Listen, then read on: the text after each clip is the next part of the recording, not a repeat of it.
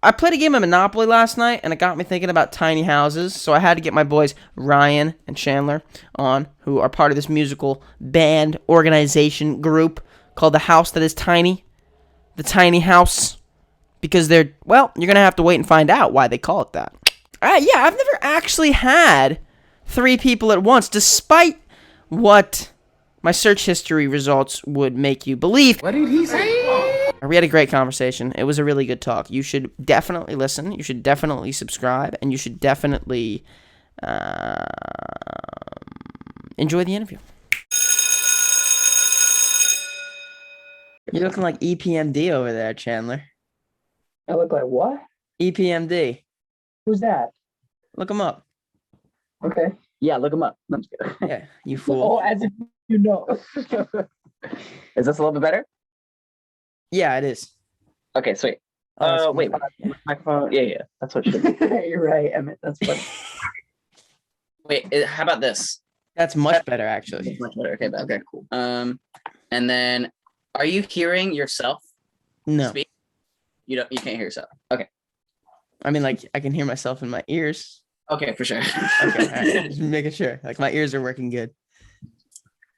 What's going on, you guys? It's going pretty good. It's going really good. We've been really happy with a lot of the work that we've been putting into our music and shit. Oh, I need to close that. I'm sorry. Oh yeah, we gotta close the window. Sound. There we go. Okay. We've kind of gone it like at one day during the week at a time, which kind of sucks, but like every time we get together, it's always pretty serious, and we really do get a lot of shit done in every session, which I think has been like a huge improvement on how we used to approach it. It was always like for fun more so before, but now it's kind of like for serious. Well, because I met you both, you were pretty well into your life. I mean, you were both 18, right? But both of you were very into music at the time in different ways. And some of it was theater, some of it, I know Ryan was always singing, and I know Chandler was all into like technical side of it. He was going into production and stuff. Mm-hmm. How did you guys get started with music? You go first. Okay. You got longer. Than me. Yeah, for sure. Well, honestly, let me think about it, because we definitely knew we had the very same musical interests, like in terms of kind of what we listened to. So like we really loved like Linkin Park when we were younger, Foo Fighters, The Offspring, and kind of as we were growing up and everything, we also like pop music has very big influence on us too, and we kind of have a lot of similar interests in that department too, especially with modern hip hop and just typical pop artists too. But what kind of got us into making music together, Chandler kind of just had like a musical recording software, and me, Nate, and Chandler would, Nate being one of our old friends and everything, who has moved to Oklahoma, but still good friends with him and everything. But we would always go over to Chandler's and just kind of work on some random shit. Yeah. And it wasn't always good, but it was always fun. And that's kind of, we've always had that together, which I think is important, the baseline of fun and everything. And then kind of as the years go by, we've both like have improved so much in terms of writing capabilities and just kind of understanding like the software that we use and all that. So it just kind of makes the most sense for us to be working with each other. And of course, we're like best friends. Chandler, how'd you get started? I pretty much just like learned from tutors, and like my mom would hire, people to teach me how to use the software. I started with Ableton, and then I moved up to like other softwares. And then obviously I'm going to college for it. I'm going to the Los Angeles Film School. So they teach you literally everything to do that. And it kind of started, I just started making beats in my bedroom, and just like every day after school, I'd come in, just work on a beat, even if it was bad, just like work on something just to get some experience. And eventually, after I started telling people that I was making those beats, people would be like, oh, okay, well, let me work with you, because I'm really interested in that too, and I want to know more. And one of those people was Nate. And so then Nate started rapping on the beats with me. And then Ryan would come in and he'd be like, okay, well now I got to lay down a guitar. Yeah. And so then it would just kind of build up to that point. And we just like, and it just worked out. So Are you guys noticing by any chance that it seems like everybody nowadays is doing some type of music? yeah, Elaborate on that question. Maybe not everybody, but at least in high school or the younger years or age, it seems like everybody's trying to get into some type of music. Like I'm starting to rap, I'm starting to produce, do you think that's a change with the times? Do you think that's long lasting, or it's just a hobby for some people? I mean, what do you think's up with that? Yeah, I think it's definitely a product of all those things. I think the biggest thing is accessibility to create music has really like gone through the roof recently. There's a lot of great free recording software. You know, like I know like people like kind of knack on GarageBand and everything, but that's a great place to start. It's very intuitive, and like it's just like where, you know, like with any type of artistry or any type of creative output, like things take consistency. And if you have something that's going to be easy for somebody to be consistent, like that'll make it easier for people to want to like to gravitate towards that and to excel in those areas. And you know, music is very, it's a very powerful industry, and like it's a very part of everybody's lives and everything. So I think it's just one thing that like I said is very accessible right now, so a lot of people are very into it. What about you? What do you think? I think it's also a combination of that, and like it's just a very like I feel like it's more easily accessible, meaning like you know, there are a lot of people in the field, like people who start out as YouTubers, people who start out as like influencers, stuff like that. You know, they are very connected with everybody on that platform, and so it's easier to access those people who are already doing it and ask them, you know, like, hey, how are you doing this? Like, how can I start doing this? And I feel like with the internet, it's so much easier too. And like record labels are like reaching out to people more. There's more record labels forming. Like it's becoming such a big community that like it like literally everybody could do it. Anybody and everybody. Well, I know with like movies, at least, the world is kind of there's polarizing views when it comes to this expansion, because everything's expanding and growing now, right? Like the MCU, we're going into the multiverses here. Everything's growing at a rapid rate, and everyone's able to do things. And because it's so big, some people think it's better for the industries, some people think it's worse for the industries. Do you guys think the easy accessibility and ability for everyone to be able to create something just on their freaking laptop or phone in their house and do something with it, do you think that's better for the music industry as a whole, or worse?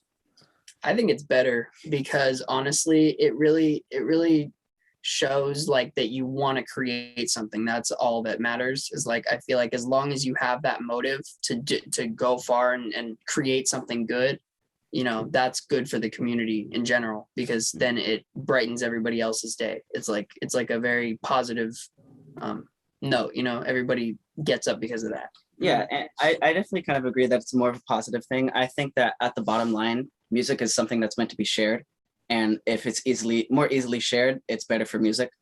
And, you know, you can ask like, oh, is this better for the music industry or not? And like, when you talk about like an industry, if you're talking about profits and all that, like, yeah, of course, like the bigger the music industry gets, the better it's going to be for like the people who have already established themselves, have already made names for themselves, the people who like have all the connections and everything. Like those people at the top, like they're always going to be getting better and better and better.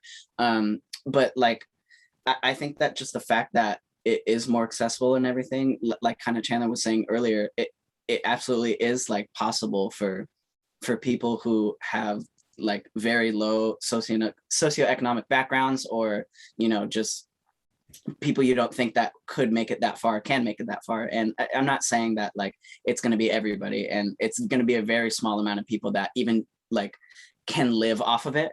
But if you do have a passion for it, like you're gonna want to put yourself out there. And that's, like I said, it's kind of the bottom line of music. It's your projects aren't finished if nobody else is listening to them. You got to have at least one other person listen to your music. If it's just one other person, that's so meaningful, you know? Yeah. No, I mean, that's exactly what I think, because passion, you said you have to be passionate about it. And I feel that in this age when everyone can try it, they can learn instead of regret.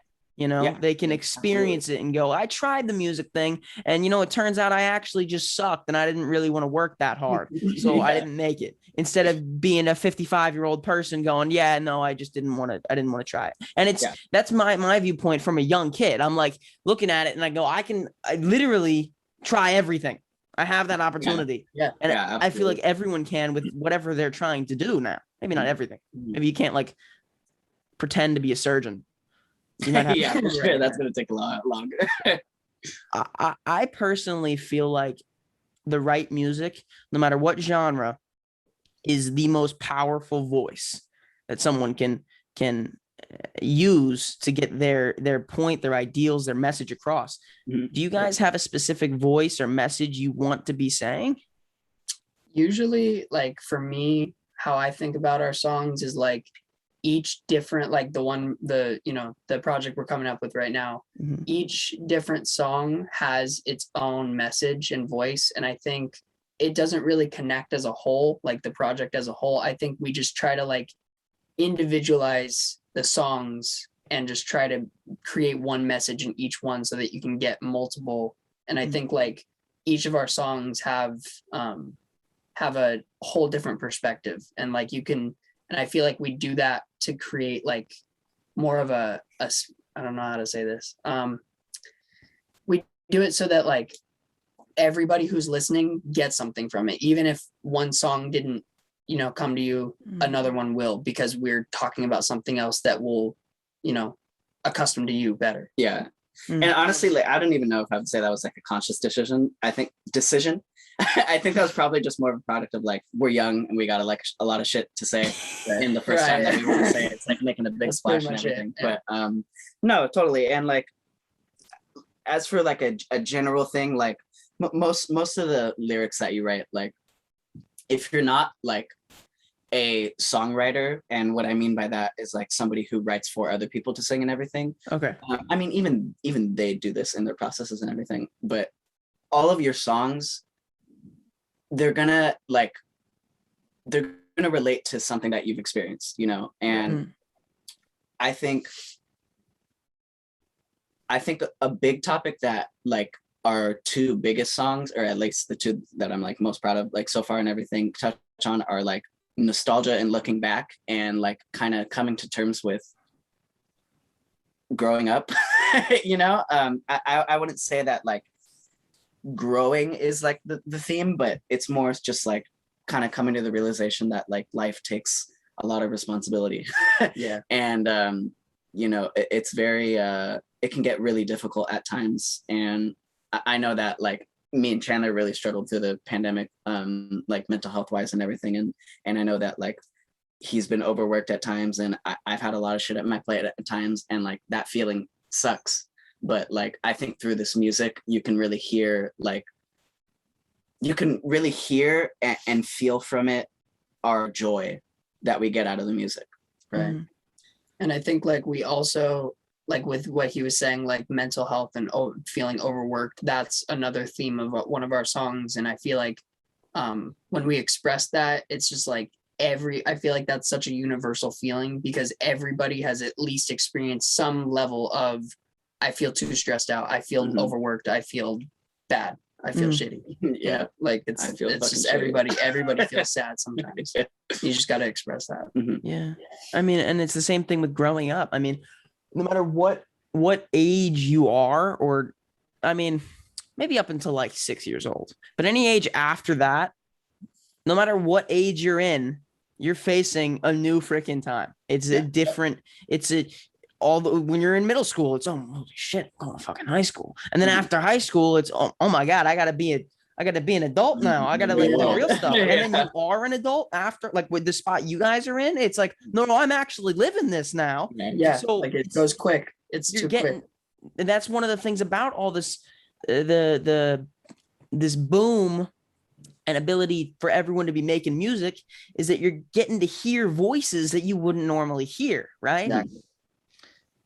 Where are you trying to go with this music? Is it just a hobby? Are you trying to make it into something bigger? What are you trying to do with this? The way that I kind of see it right now, just because of the way our lives are structured, and the way that they're scheduled and everything, I can't describe it as anything other than a hobby. Okay. Of course, I would love for it to grow into something that it can be self-sustaining. But I mean, I think that the process stays the same no matter what it is, which is the important part. As long as we're constantly getting together and working on it and being like true to the music and everything, and not necessarily like just kind of coming together and being like, yeah, I guess we're just gonna come together and like work on it. Like, no, like we're always like in the zone whenever we're with each other. And whether or not it's a hobby or whether or not it's like your profession or anything, like I think it still takes the amount of care and skill that we put into it and everything.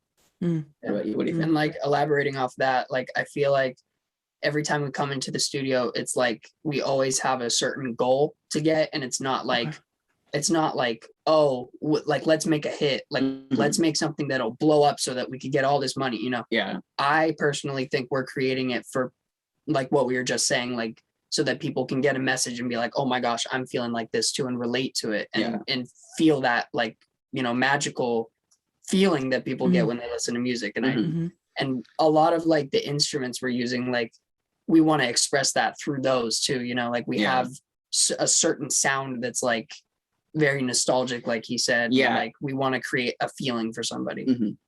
So I have this hypothesis. Okay, follow me for a second here. It might get a little hairy, but I feel like everybody is inherently lazy and no one is a hard worker until they find a passion. Whether that's they're working a shitty job because their passion is their family and they're only fueled because of that passion. If that same person was a billionaire, would they be just as fueled and less lazy to go to that construction job? Or the people that put in hours and hours and hours into their music, I mean, they're only doing that because they're passionate about it. They couldn't be wasting their time. You know what I mean? And do you guys, it seems like you found some type of passion with music, at least to some degree, right? Yeah. Did it just one day hit you? Did you go looking for that passion? How do you discover that feeling of, because I know a lot of people out there have no idea what they want to do with their lives, what makes them feel like this is life. This is why I'm living. I found that at a young age with acting. So I don't, how do you find that? You know what I mean? I found like the way I found it is like, if we're going from the very beginning, I was like 11 years old when I found out like, oh, I want to create the music. Like I want to make it. I pretty much just like saw the first thing that I wanted to do was be a DJ. Like I just saw the turntables and I thought it was fun. And I was like, that's really cool. Like I want to mix the music and just see what happens, play with it. And I saw, my mom took me to her friend, DJ Tessa. She's like, I don't know where she's based in, but she's a really good DJ. And she, we went to her house when I was like 11 and she just like did a demo for me. And the way I felt seeing that happen was just like, it's making me so happy and so like, tingly inside. I was just like, if this feeling is something that everybody feels when they do this, like I want that always. And like my mom was feeling the same way, and she doesn't even, like have a motive to make music. She's like on her own thing, she works in law. It's like nothing related to music, but she still gets that feeling. And I'm like, if that's how it makes me feel, that's how I want to feel always. And that's pretty much how I look at it, is like, if that's going to make me the happiest and the most content with my life, I got to stick with that, because nothing else that I've tried makes me as happy as that. And that's what I look at. And I think kind of touching upon like finding your passion, I know you were kind of discussing it with Dr. Bolton and everything. And it's like, it's really difficult, like to if you don't have one, to like want to try everything and learn about that. But I think that, quote unquote, finding your passion, whatever that means to you, it's going to take a lot of introspection, and it's going to take a lot of understanding of your feelings and your desires and your values as a person. I think you can find your passion anywhere. I don't think that like you cultivate a passion or anything like that. Like most of that shit's probably just going to fall into your lap. It's going to be a product of circumstance for sure.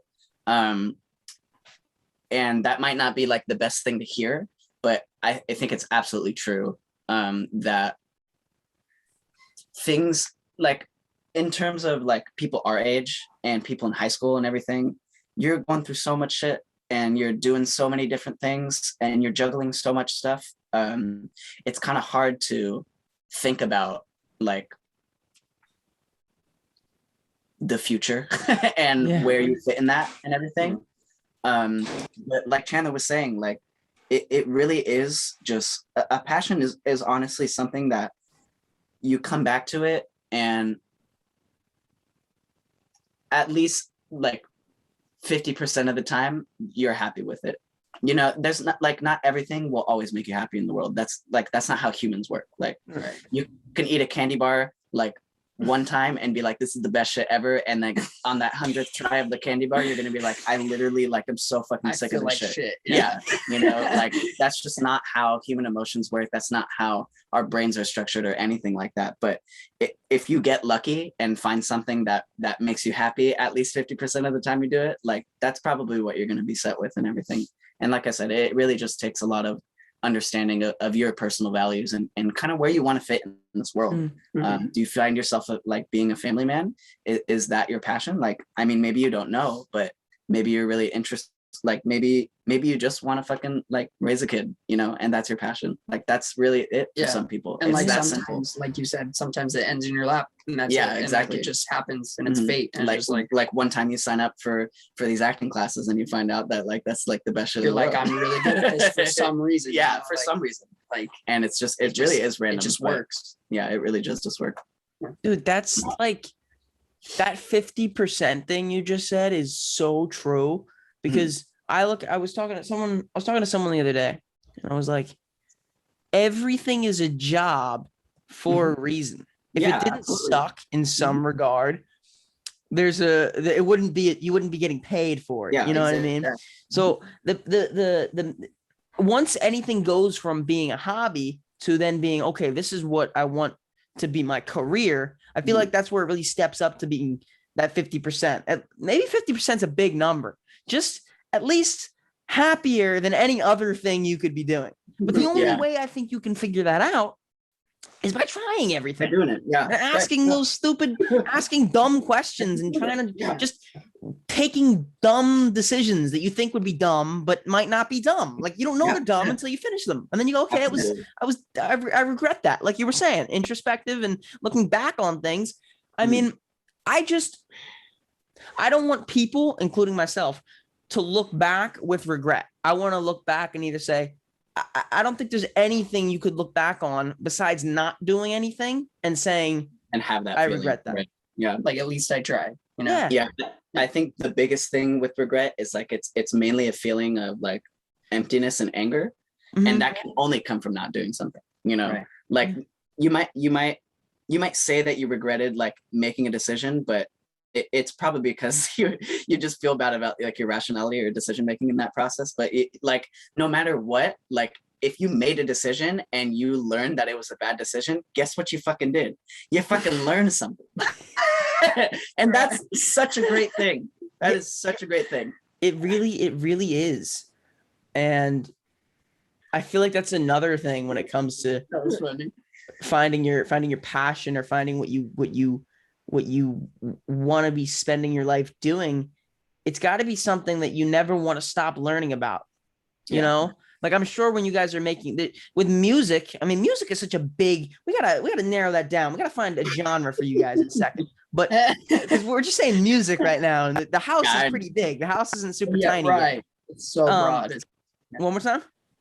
Oh, I was just saying it's so broad. Like, music is just so music period. It's so much. I just think so much depth. Yeah. And that's what's great about music. That's what's great about, for me, acting and film. I mean, because with acting, for me at least, you're never going to run out of human beings to study Like everybody's different. Everybody's got a different way of like you can never run out of inflictions in your eye. Like there's just so much about human beings and storytelling. You're never going to run out of it. With music, like we just said, the house is very big. It's a mansion. You're going to be running around in that mansion your entire life, and you're never going to touch every corner of music. Yeah. So let's make that house a little tinier.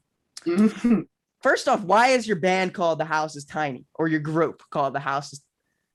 Well, it's called Tiny House because we literally working out of a tiny house. This we're in right now. Yeah, this room that we're in right now, it is a shed.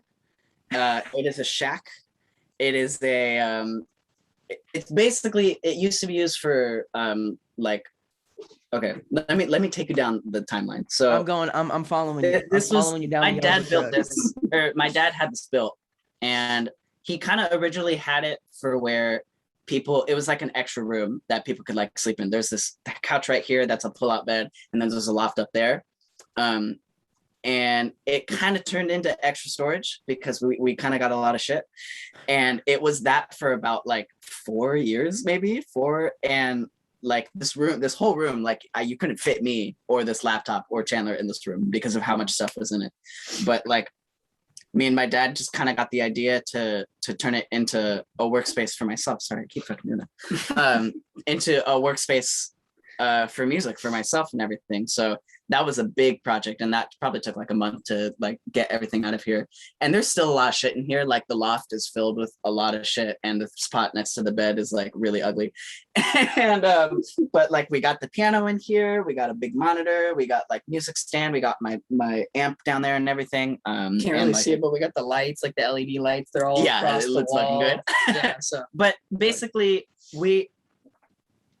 the reason it's called Tiny House is because back when it was the me, Chandler, and Nate days, when it was the move days, Chandler had this lyric in his song that we were working on. And I forget what it was specifically, but he called this place the Tiny House. And I just thought that was like so fucking perfect because it really do be a tiny fucking house. oh, I do remember that. Do you remember that shit? Yeah. Lyric, I'm so surprised you don't remember that.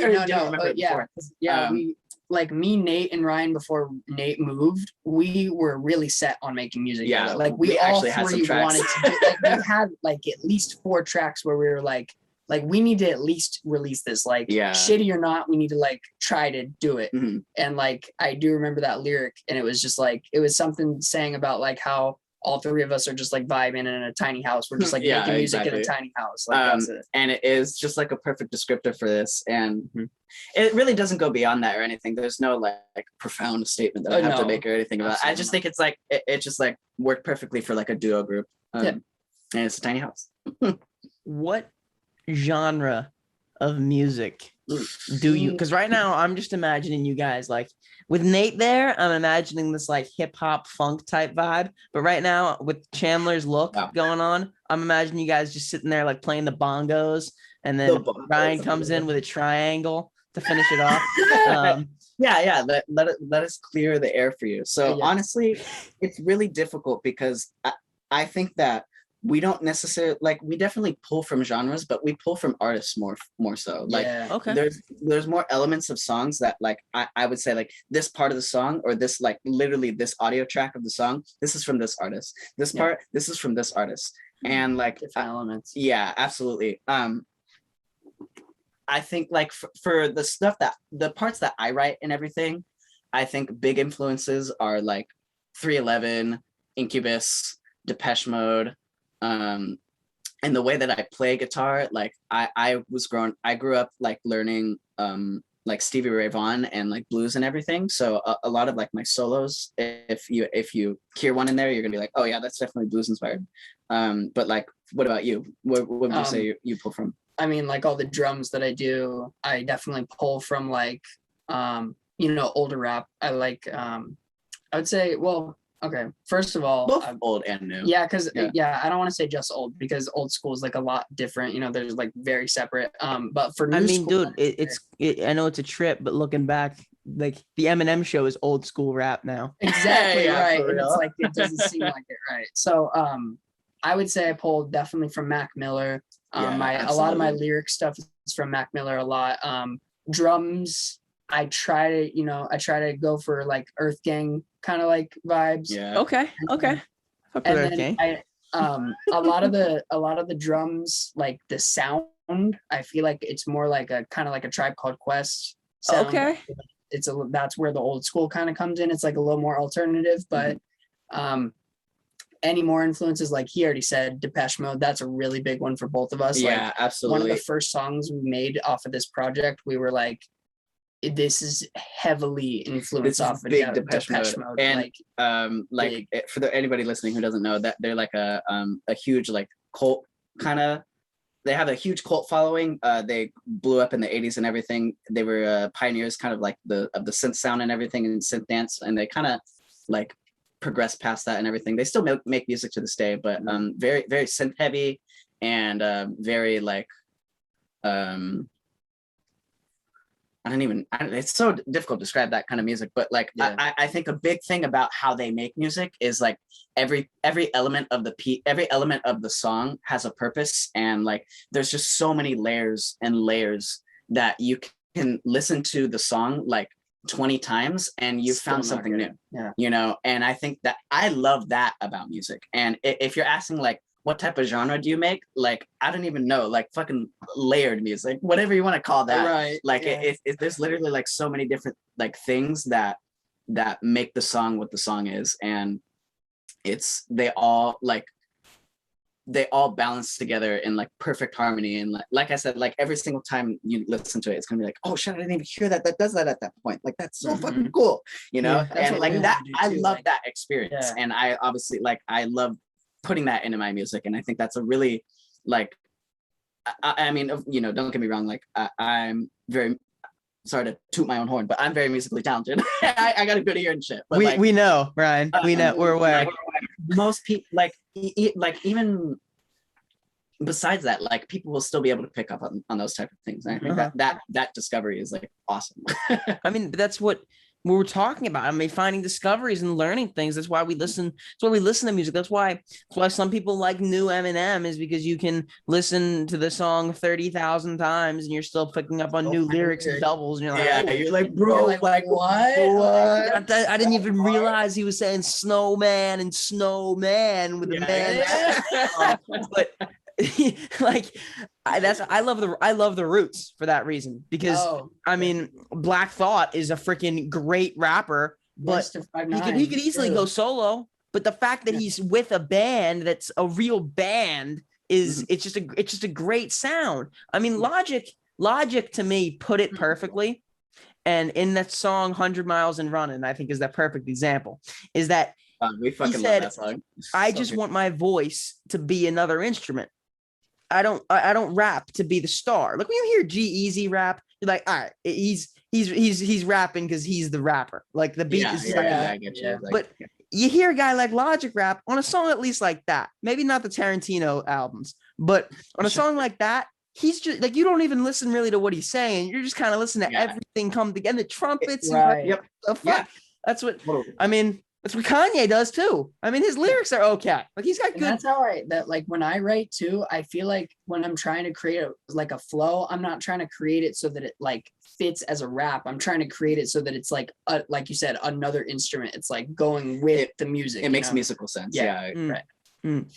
Is there, if you had to, and it's gonna be very hard, but if you could only pick one musical artist to meet, sit down, have a dinner with, bro, who would it be? You can each pick one. So if you guys want to split it, can they be dead?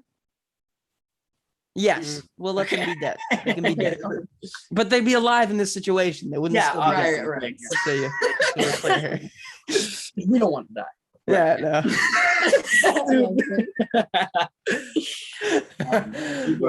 No, but we gotta think about that. Hold on, but you can make an edit here, cut or whatever.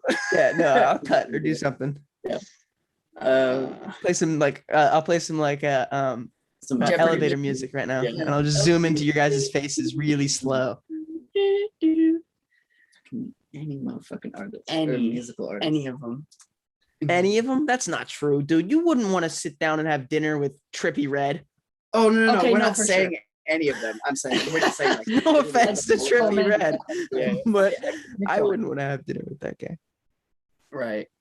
Oh, man. Like I gotta go on my Spotify, bro, and look at everybody. Who's the one that's on the top of your head right now? Maybe not. Maybe this isn't the so one. like a dead artist, definitely Mac Miller. Like Mac for Miller, okay. sure, Mac Miller. But Why? But there's just so many. You said why? Yeah, why Mac Miller? Because he's just so humble, and he's just so friendly, and I just want to. No, just kidding. Oh my god. Okay, another one, Kendrick Lamar. I would definitely want to have a dinner with Kendrick Lamar. But Speaking of humble. exactly. Oh, is that what Ryan said? Yeah, That's what. Yeah, no, sorry. he's humble.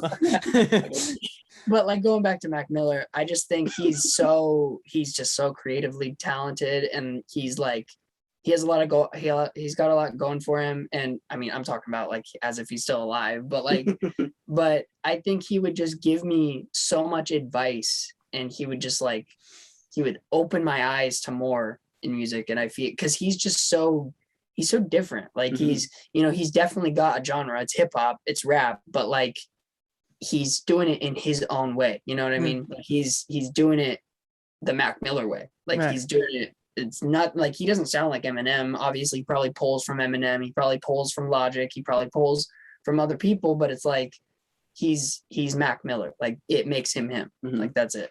Because when you listen to Circles, it's like he didn't get to finish that, and it's like already when you hear that album, it's like there's so many different things going on, and it's just like, how do you catch up? And it's just that's what I think is like, if I had a dinner with him, I would never be able to catch up. I'd have so many questions. I'd be like overly like, oh my god, you're so cool. So much of a fan.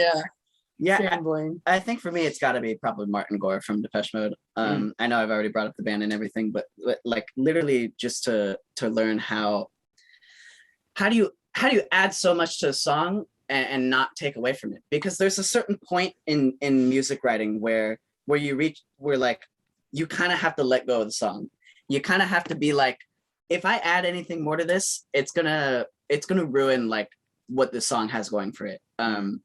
And I think that's something that's like you have to intuitively understand, and it comes with experience and everything. But if anything, like I would love to just like pick apart that fucking brain. Because there's just literally like there's so much music that guy has written that it's that gives me that experience that I touched upon earlier so much that it's just like, how do you figure that out?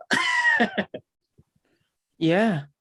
I mean, I feel like that's the hardest thing with any industry, especially in the performance realm, is that it's so easy, and it's still hard to imitate, but it's so easy to look at the people we really admire and go, oh, I want to be like them. I want to be like them. And then we lose sight of the only way, because I was talking to the person on the podcast last week, Sistavus.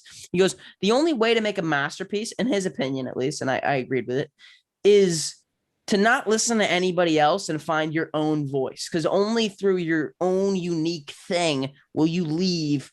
Like you won't leave a Van Gogh painting if you're painting like Da Vinci. It's not gonna happen. You're just gonna be a Da Vinci copycat. You might be good, but you'll never be Da Vinci unless you be Van Gogh. You know what I mean? Does that make sense? Yeah. Okay. And I think it's the hardest part of any industry. Go ahead. Sorry. I totally agree with that because like I think also like you don't have to like completely seclude yourself from everybody, every other artist, so that you can get your own voice. I think it's like you definitely have to pull elements from it and like be inspired by certain elements. But I think as long as I go by this, I've always gone by this. As long as you like it, it's good. And it doesn't matter if anybody else will like it. You have to have your own voice, and you have to like your own voice in order for it to feel good, Yeah. And I think like what a masterpiece is definitely big subjective, but like in terms of what I think a masterpiece is like something that makes the most sense to the most people. Like a masterpiece, Mm. it can be understood critically by the experts, you know, and it's very revered in that way. But like, it has to be understood by the masses. You know, like you can't, like, what is a masterpiece if it's not understood by other people? Right. It has to be something that contains universal subjects and contains something that like hits at human experience, I think. Like when you think of like literary masterpieces or like movie masterpieces, like typically those shits, they talk about life. You know, they don't talk about anything else. They just talk about, like, it's generally hyper focused, like relationships, or, you know, it really does have to be something that is understood by the most. It has to be very simple too, you know, like well, it doesn't have to be simple, but they succeed most when they're simple. Yeah, like when you say you're taught, like they talk about life, it's like when they talk about the most simple things that are so universal, like that's what creates it. But then you run into a problem, because you want to write for the masses, right? Because the line is, yeah, what's the line? If you sell to the masses, you eat with the classes. You sell to the classes, you eat with the masses. Yeah. But let me clear that up for sure. Like, I'm not saying that like you need to write with the listener, and well, okay. When you're talking creatively, you don't necessarily need to write with the listener in mind. I think, because, well, who is the listener? Right. Like, it's anybody. Right. In this world, it's literally anybody. Yeah. I get what you're saying, and I agree with you. I'm just playing the devil's avocado here. You want everyone to relate, because that's what makes it's what makes a masterpiece. It's that relatability. But at the same time, you can't really write with other people in mind, because you don't know how other people live. You only know your experience and your life. And I mean, that's what I want to do with this show, and that's what I want to do in general. A buddy of mine, we always talk about this at work. We always talk about this shit that we can never ever solve, like the problems in the world, like with wealth and society and politics, everything, just the stuff that will never be solved. And his philosophy is, the only thing we can actually do about this is find one issue that we're kind of passionate about and we're really like upset by it, and just focus on that. And that one for me is the judgment of others, because I feel like in this day and age, everyone's looking at each other and everyone judges through the phone, and everyone, like, at first glance, but people forget that everybody's got their own story. Everyone's their own whole person. So how do you impact? I mean, can you really plan on impacting each individual person, or do you focus more on yourself? Yeah, absolutely. Exactly. You absolutely, it has to be from yourself. Like, there's no world in which like you create something that like is genuine, that has like other people's desires in mind. It has to be from your own world. It has to be from how your brain works and everything. Like, from what we write and everything, like, yeah, maybe the lyrics might be like simple and everything, but it like I said earlier, it all comes from personal experience. It all comes from like what we've gone through and everything.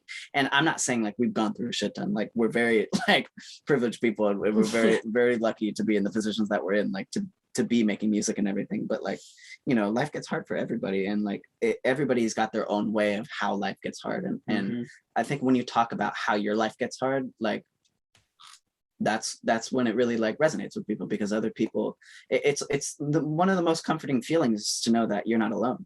Is to know that like other people are kind of in the same boat as you. Like, and I don't know about you, but I feel the most alone and most isolated when I get too much in my head. Like, I'm not talking about like music or anything. I'm just saying, like, going through the days and everything, if I focus, like, if I have too many doom and gloom thoughts in my head, like, dude, like, this is too much. Like, I can't, like, I don't understand like how I can like go through life living like this. Like, it can get like brutal sometimes, but like, to know, like, you know, like, like my dad like is like really fucking busy right now, and he's dealing with so much shit at work, and like it just makes me, it's weird that it makes me feel better, but it makes me feel better to know that like I have somebody to reach out to talk to, and that can help, because they're going through their shit too. And you know, that's not to say that we all know how to help others, but like that's important, you know. I mean, that one Kendrick Lamar line hit so hard that we're all just suicidal kids telling other suicidal kids suicide isn't the answer. Yeah. I mean, yeah, for real. it depends upon, because I'm sure that line means something different to everybody. And some people are like, that's not true. I'm not suicidal. But no, there are days, I'm sure there are days where you go, I wish I don't want to kill myself, but I just don't want to be here. I just want to cease existing. I mean, and there's varying degrees for everyone. I mean, like, that's a very difficult thing you're talking about there, because I think that's what makes NF, you know, NF, right? The rapper. Yep. I think that's what makes a lot of people love his music, is because he's talking about, he talks a lot about pain and struggle and stuff like that. And people relate to him and listen to it. And not just his words, but the music itself makes you feel like you're not alone. He feels it too. Yeah. But at the same time, we live in a society, in a culture where no matter what your issue is, and like you said, and I'm very privileged. I mean, there's nothing to complain about really in the grand scheme of things, but we live in a society and a culture where no matter what you're complaining about, it's not as bad as somebody else's, you know. It's trigger fingers turn to Twitter fingers. Everyone's shooting at you that your problem isn't as big as somebody else's problem. So how do you express pain or express something that other people can relate to and talk about your story without upsetting everybody? Right. You know, that's difficult because like I was saying earlier in the interview, like, you know, everybody has their own level to it, and you can't compare yourself to others really, because everybody's different. You know, you can't compare your pain to other, like, unless you were experiencing the exact same pain, you can't compare yourself to others, because there's no same feeling that everybody's got that same, you know, when we write our music, you can relate to and be like, oh my God, I'm not alone. This person's feeling this too. But, you know, there's, like I said, there's levels. Like somebody's got more pain than the other person, but those different levels feel the same to both of them. Yeah. Because they've never experienced a higher level of pain. So, and I think like, in terms of like expressing your personal pain, like that, I think that a lot of, let me really think about this. So right now, people of my age and around our age and everything, having grown up on the internet and everything, we think very large and very nationally. Like if you look like literally at any aspect of our lives, if you look at politics, if you look at music, if you look at like influencer type of, you know, that lifestyle and everything. If you think about like how we grew up on YouTube, how easy it is in social media, like people think in terms of like how many followers, how, you know, like that, they think in terms of that number and everything, but those things aren't going to help you. You're going to get the most out of expressing your pain to the people that care about you. And yeah, you can absolutely express your pain and shout into the void in your music, and there will be people that listen to you, but you shouldn't write, or you shouldn't think in terms of like, I'm going to write and express my pain so that others can like not be upset.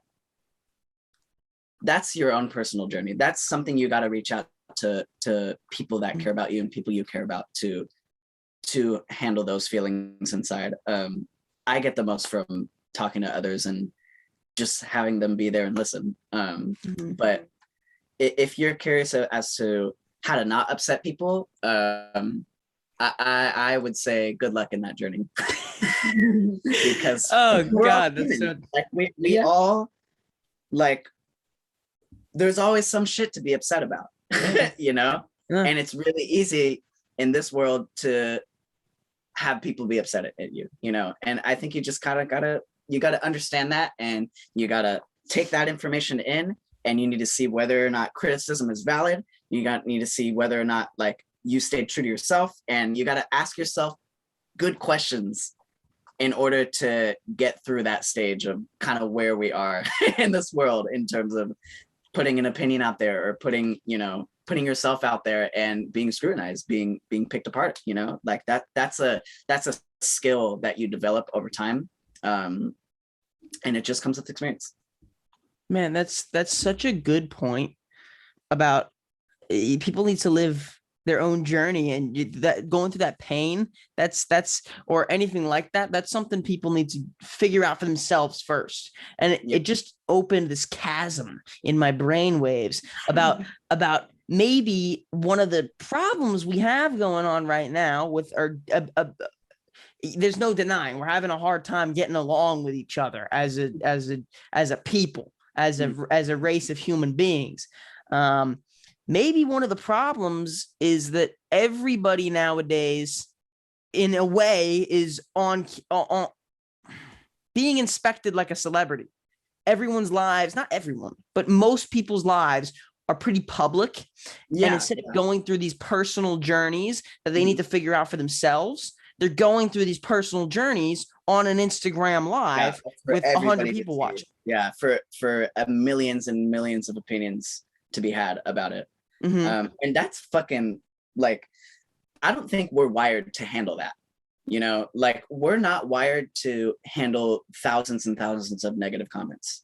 Like, we've received negativity so much worse than positivity. Like, I don't know about you, but like, from a lot of what I've heard, like YouTubers talk about, and like just anybody has put themselves out on the internet, like one bad comment can like ruin their day, and I think it's just how we're wired. It's not like, it's like, of course, like you can build thick skin, you can build tough skin, you can build yourself so that like words hurt you less and everything. I like how you guys are pointing to yourself. I like how you're pointing to yourself and Chandler when you say that. You're like, with thick skin over here. But like, sorry, I don't know if we can curse on your show or not. But yeah, like I said, it really is like a scary thing to like have the whole world kind of looking at you, or have the capability of the whole world look at you. Like, you don't know whether or not the algorithm's going to put you out for everybody to see on that TikTok screen. Like, you don't know what the fuck's going to happen, and it's really hard to be prepared for that. But that's why I think like focusing on your personal relationships as opposed to how you're perceived by the world is way more important to your mental than anything else. Well, yeah, and that's crazy, because like what he's saying about like millions of people viewing you, like I've had that experience, because I put out a funny TikTok, right? I didn't think it was gonna blow up. I didn't want it to blow up. I didn't want that. I didn't like go for that. And it did. Yeah. And then I get thousands of comments of people being like fuck you, just like insulting me for no reason. And I'm like, like, damn, like chill out. Person. Like, we're here for fun. Like, I'm another human being like you. Exactly. Yeah. Like, it's just so easy to like hate on someone rather than better them, like make them better. I think the flip side. Sorry, go ahead. I was going to say, I think the world could benefit from a lot of like emotional intelligence and just kind of understanding when like something makes you upset, asking yourself, why am I feeling this way right now? Is there an answer? Where can I go from this? And what's the best way to respond to this? Yeah. Like, and that answer is like never going to be like yelling at somebody else or like putting somebody else down, Unpopular opinion here. I feel like maybe the positive comments are just as bad, because, hear me out, because I had a TikTok blow up too, that I did not want to blow up, because I was just making my Instagram this little like fitness, just like my journey, post. It wasn't even fitness. It was just whatever I was doing and whatever I was interested in, I was sharing about myself. I was trying to make it like a realistic Tinder. If you wanted to know a little bit about me, you can click on my Instagram and you're like, okay, so this kid runs a podcast. He's into lifting. He likes to, all right. I get it. Now I'm going to ghost him forever. But my TikTok blew up of me just doing, it was like I was just doing curls on my roof deck. and Oh, it yeah. got like 2 million I views. remember this. Yeah. And I was like, I didn't. Oh, okay. And I didn't even use it. So I would just edit the video, download it, and then post it on Instagram. I never went back to TikTok. So I went back, and it had 2 million views, and I had 5,000 followers. And I was like, what the shit just happened? What is going on? And I'm going through the comments, and it's oh my god, you're so jacked, or it's oh my god, you look like a prepubescent teen. Oh my god, you look like a girl. Oh my god, are you gay? And I was just so confused, and I was like, what is I have to do? I'm just doing curls on my roof deck, listening to G-Eazy. Right. But Can I tell you what think- comment I got? one more time. Oh, sorry to interrupt you. I'll let you go. But can I tell you a comment I got? Yeah. You sound short. You sound short. You sound short. Come on. Like that is so. How do you even think of Like, some where do shit you like go that? from Yeah, that? Where do literally. you go? Like you So lost. brutal. You give off short energy, bro. Just delete it. Like, That was the best one. don't even try. But yeah, go ahead. Yeah, keep it. That's so good. No, that was. You sound You short. sound short. It's great, man. That's great. But yeah, what were you saying? You were I kinda had like going off 40 in a row of I can't tell if you're 13 or if you're 40. I was like, okay, I don't know what to do that. But I think that the reason people post things to begin with is for that positive affirmation. So people crave that positive attention. Mhm. And when you get so many opinions on a daily basis, even if you're not famous, like even if you just get opinions on a daily basis on if you have enough followers that someone's commenting something, or at least one other person's watching your live of you making your protein pancakes, whatever it is, those opinions begin to make you feel a certain way. Yeah. And then you begin Whether to you look want for it those to or not. opinions. Yeah. So when you do find those bad opinions, your brain, and I'm saying this from experience, automatically goes, not look at this fucking troll. It goes, oh my God, did I do something wrong? Yeah. Even though you were proud of it when you put it out. Yeah. You like it's Yeah. just like a second guess type of feeling. Yeah, Yep. absolutely. What is your problem with like the positive comments though? Because I know that you were kind of trying to say that at the beginning of that statement. You're like, you're like unpopular opinion. Like I think that. Well, Positive because comments. I feel that the positive comments are what make you want more comments. And it begins to expose you to the idea. If someone says, oh my God, that song was great, you're like, oh, okay, people are thinking this song is great. Oh my God, this song is great. Oh my God, this song is great. Now, the next time you drop a song, maybe in your head, you stop thinking about whether you think it's great or not, and you start doing it because you think, are they going to like it? Are they going to like it? And then once they say it's bad, you go, well, shit, I wasn't even seeing if I like it anymore. Yeah. I'm just going off what other people think. Your That's whole what I'm going world at. has changed. And Yeah. based upon like 5 usernames that you of people you don't even know. Yeah, It's just totally. like That's crazy. definitely a pitfall that like people need to watch out for. And I mean, like, I genuinely don't know like where to go from there. Obviously, I haven't experienced like putting myself out there and like getting those getting those comments like in a digital space. Like, Bro, I've you're about to won- blow up after this interview. Oh, 10 for people sure. watching this are going to fucking go all over it. They might. Yeah, His viewers exactly. just comment. Yeah. Twitter Fucking fingers. machine gun with those fucking messages. But no, like I've experienced that like in person and everything, like with performing on stage and then like seeing like the audience members afterwards and everything. But you know, I've always like, even after those experiences, or even after like receiving like feedback from audience members and everything like that, it's always like, well, I go back and I do the same thing. You know, like nothing changes about our process. And I think that's kind of like something I was saying earlier, and I really do think it's important, like whether or not this is a hobby for us or whether or not this is our jobs and like we do it and it makes us like $5 million a year, or you know, whatever the fuck this like causes, like we are coming in here and like doing the same thing every single time. And I don't mean like making the same music, I just mean like we're dedicated and we're working, you know. That really is all it takes. Yeah. Just time and dedication. I just want, and it's so hard to say this because I know even myself I've fallen into the trap of I would post something every day, and then like if it didn't get a ton of likes, I'd be like, all right, I'm just gonna delete it because I wasn't happy with this. Yeah. You have to rework the brain to go, do I really want to post this? Is this something I really want to post? And if it is, doesn't matter how many likes it gets, right? Yeah, totally. Exactly. Yeah, Yeah. because there's so many things about like your post that maybe only you pick up on, like when does this song that you added to the background have meaning to you? If that is important and like you thought that made a great little moment, like that's all that matters. That's what Yeah. you're trying to share with other people. And if people, if one person picks up on it, that's cool. Yeah. That's cool. And that's what I think you guys have. And that's what I wanted to kind of have you on, because I know you guys pretty well. And I feel like you won't be putting out music just to put out music. You're going to put out stuff that you both looked at each other in this tiny shack and said, this is us. Let's release it. Absolutely. Yep. And That's I'm looking forward to hearing your guys' voice and hear your guys' music. And I thank you guys for coming on the show. Yeah, It was No problem. I had an absolute blast. Hopefully I can listen to your music soon, and so can more people. Do you have anything out yet? No, we do not. No. So you don't have Very any soon. of your old stuff out anymore, right? No. Yeah, for Because sure. I restarted. I'm just gonna restart because it was just a personal decision. So Okay, so But- nothing's out yet, but it will be coming soon. Yes. What's the name of the Instagram?